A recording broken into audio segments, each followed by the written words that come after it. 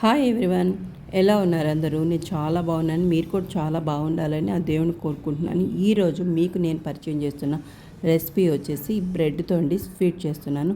ఇది చాలా బాగుంటుంది. పిల్లలకి పెద్దలకి అందరికీ చాలా బాగా నచ్చుతుంది.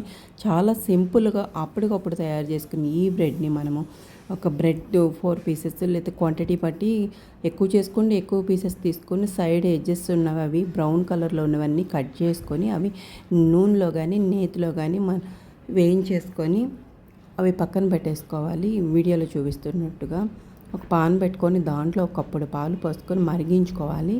ఈ మరిగేటప్పుడు 4 స్పూన్లు పంచదార వేసుకోవాలి. ఇప్పుడు వచ్చేసి 2 స్పూన్లు కాస్టర్డ్ పౌడరు ఒక బౌల్లో తీసుకొని పాలతో మిక్స్ చేసుకోవాలి.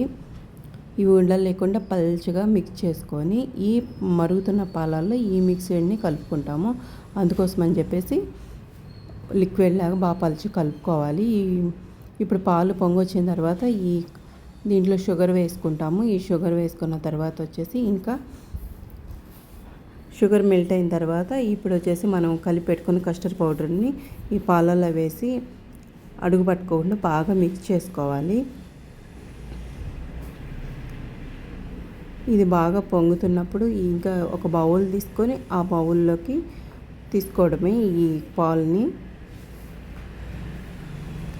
ఈ బౌల్లో వచ్చేసి ఈ మిల్క్ వేసుకున్న తర్వాత ఈ కస్టర్డ్ మిల్క్ వేసుకున్న తర్వాత ఇప్పుడు మనం వేయించి పెట్టుకున్న బ్రెడ్ పీసెస్ అన్నీ ఈ మిల్క్లో వేసేసుకొని ఇంక ఇప్పుడు వచ్చేసి మన డ్రై ఫ్రూట్స్ని పైన యాడ్ చేసుకోవడమే. అంతే, ఈ స్వీట్ రెడీ అయిపోయింది. చాలా సింపుల్గా టేస్టీగా